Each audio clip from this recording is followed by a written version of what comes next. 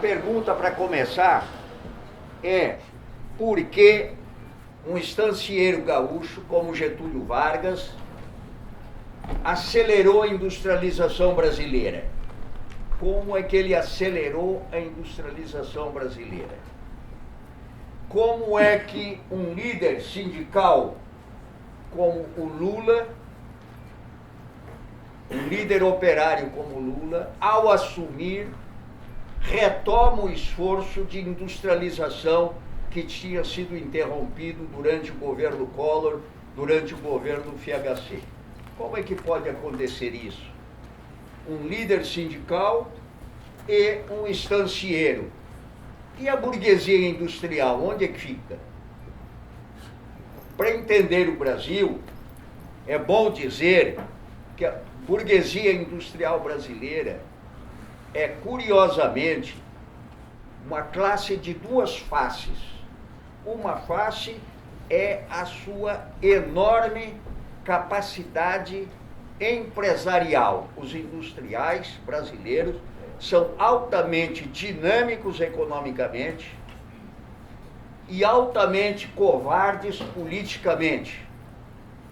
Para se entender o Brasil, uma das maneiras de se entender o Brasil é colocar a questão que eu estava colocando há pouco. Um estancieiro gaúcho promove, dá um impulso à industrialização. Um líder sindical assume e dá um novo impulso à industrialização, sobretudo no setor naval, estaleiros, etc. Como é que acontece? Porque os industriais, tá? Onde é que eles ficam? Ficam nessa dupla face de dinâmicos economicamente, dinâmicos empresarialmente e covardes politicamente. Mas eles também têm razões, boas razões para serem covardes politicamente. Por exemplo, durante a Segunda Guerra, um empresário de origem gaúcha,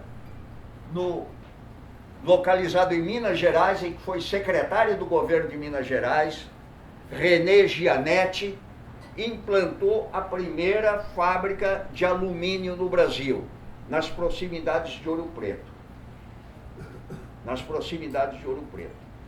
Começou a funcionar no final da Segunda Guerra Mundial, e quando o Getúlio foi derrubado em 1945 e abriu-se um governo neoliberal do Dutra, PSD, UDN juntos, né, abrem as importações.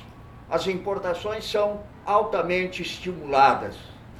Haviam dólares no Brasil sobrando e, consequentemente, toca-se importar qualquer coisa.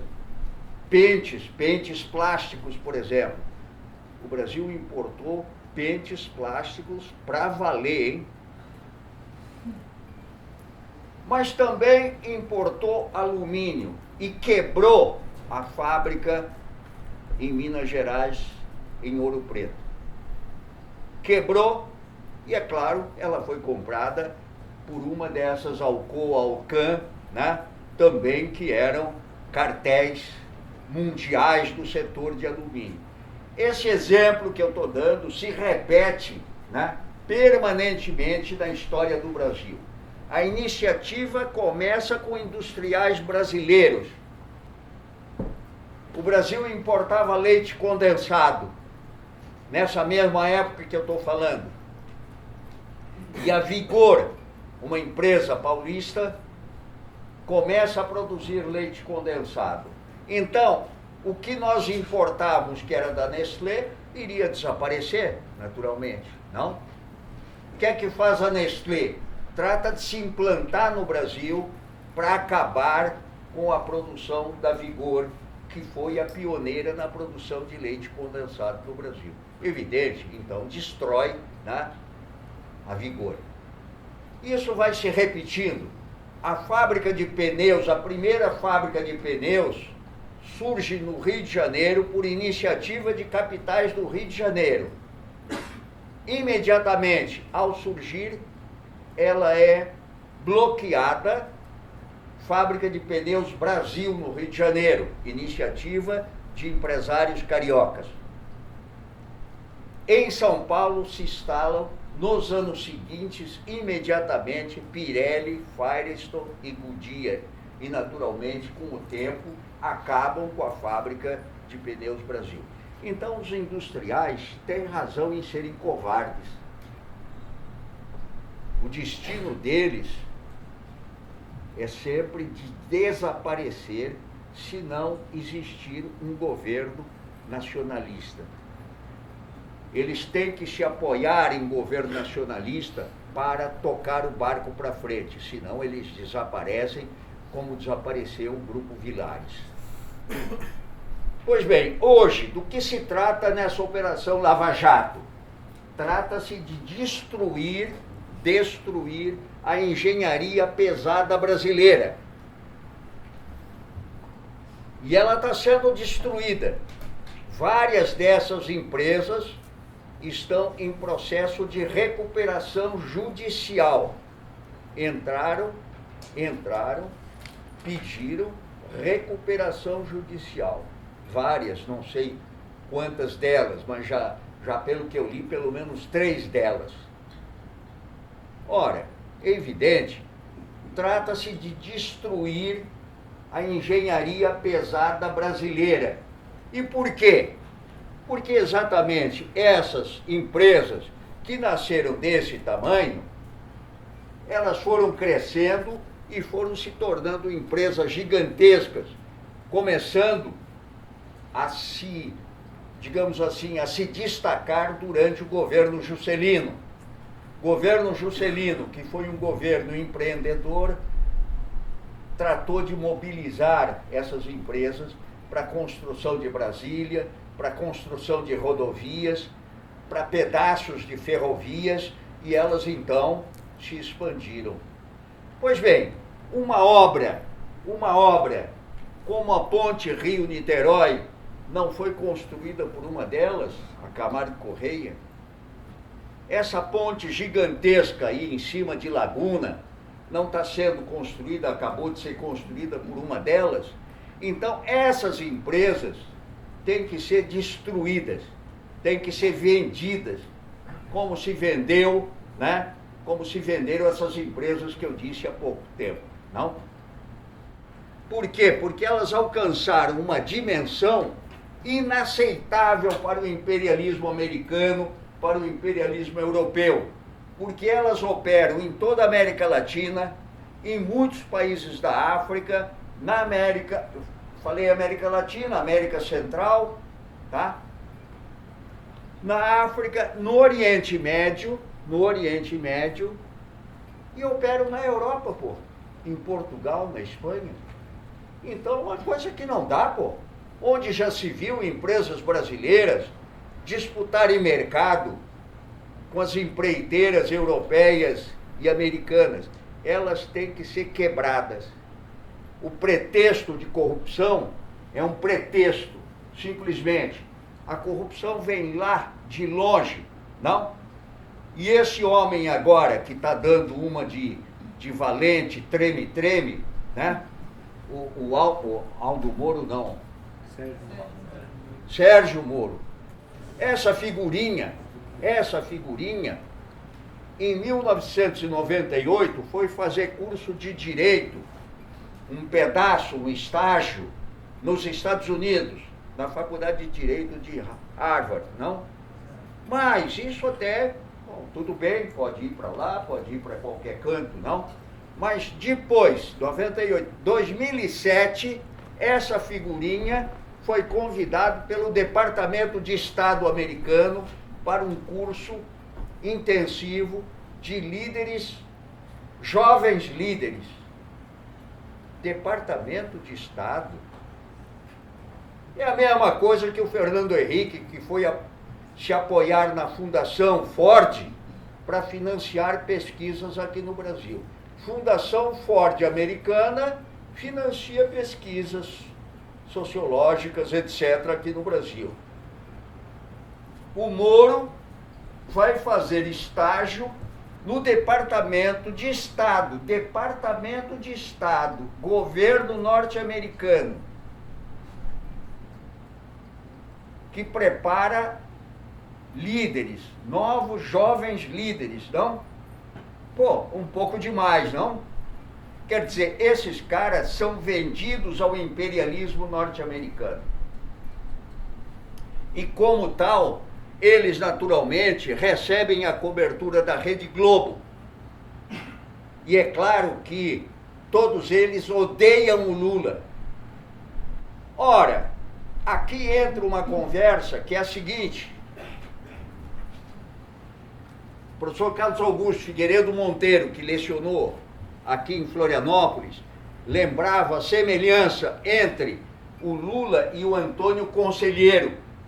O Antônio Conselheiro, que liderou a rebelião na Bahia, tem uma semelhança com Lula pelo fato de que aqueles descendentes dos que foram massacrados na Bahia, filhos, netos, bisnetos, foram parar em São Paulo, foram parar na capital, na indústria automobilística.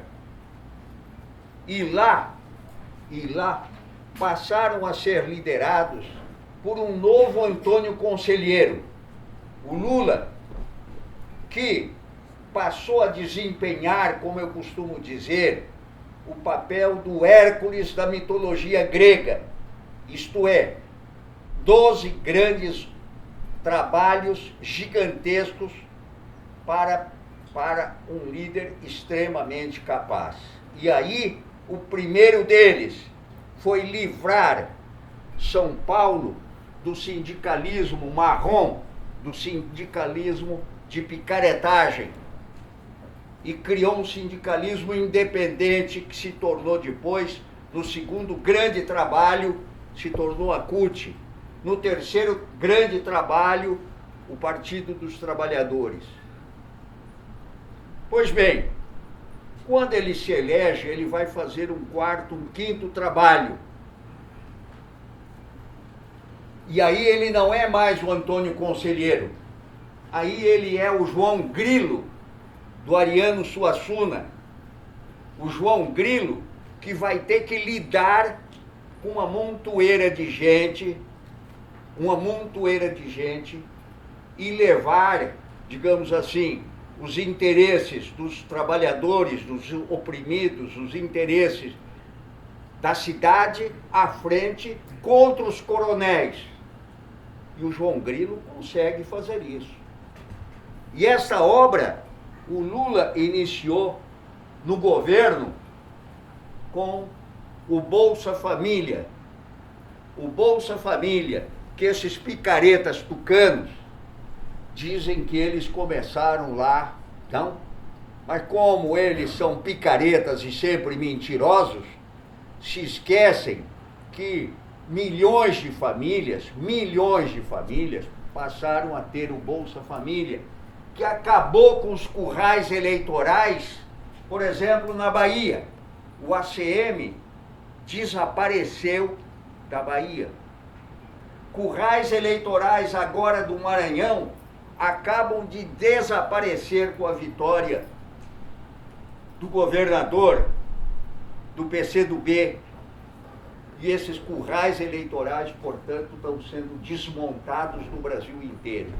Isso não é uma brincadeirinha. Isso é um trabalho de Hércules. E esse Hércules tem que ser, naturalmente, impedido. Não? Assim como Hércules teve que enfrentar uma porção de dificuldades, o nosso Hércules está enfrentando uma montoeira de dificuldades. Agora, por exemplo, a Globo e mais esse juizinho botaram as imagens, as conversas do Lula, não é verdade? Sobre o Supremo Tribunal Federal, sobre a Câmara, sobre o Senado. Por acaso o Supremo Tribunal Federal não é basicamente uma montoeira de covardes, de medrosos? O Lula, é claro, que não diria isso publicamente, mas ele pensa isso e ele tem toda a razão. Eu vou lembrar a vocês que quando começou o processo de impeachment na Câmara, o processo foi para o Supremo, para o Fachin dar um parecer, e o Fachin deu um parecer favorável ao processo que estava sendo tocado adiante por esse presidente da Câmara, esse picareta. Fachin deu um parecer favorável. Entre ele dar o parecer favorável e depois o Supremo se reunir para decidir sobre o parecer do Fachin, houve a manifestação em dezembro dos trabalhadores da CUT, do MST, etc., na Avenida Paulista. Uma manifestação gigantesca. E aí, quando o Supremo se reuniu novamente, o ministro Barroso, que é um dos raros caras corajosos lá de dentro, o Barroso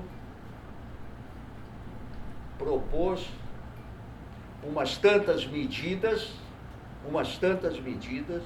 que foram aprovadas contra o parecer do Fachin.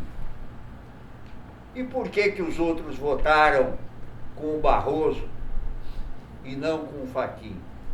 Por causa das manifestações da Avenida Paulista que tinham ocorrido nesse intervalo.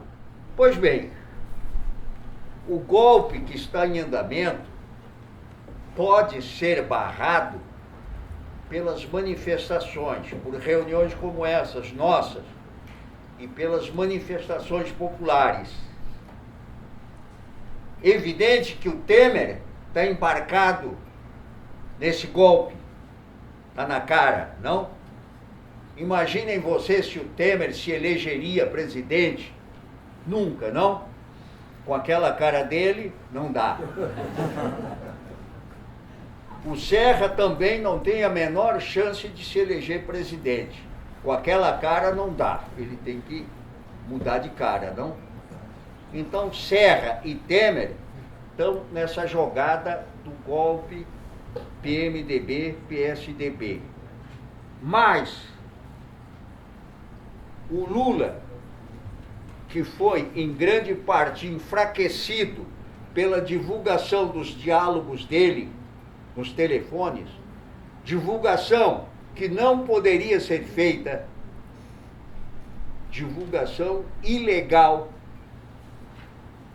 deveria ter sido transmitida para o Supremo Tribunal Federal por esse picareta de Curitiba.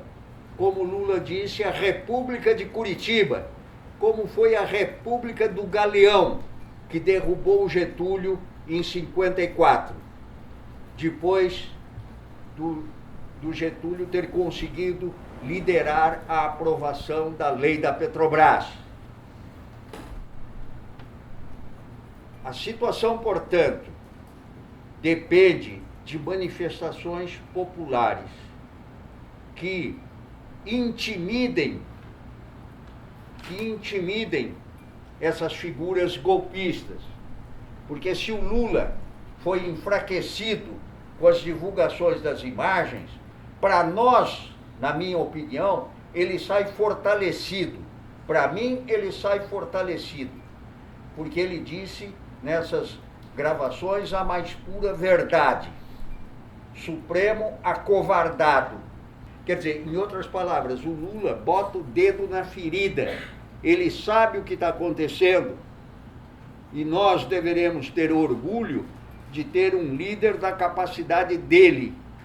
E deveremos ter a capacidade de mobilizar o máximo possível de gente para acompanhar essa batalha que está sendo liderada por ele. Obrigado, vamos ao debate.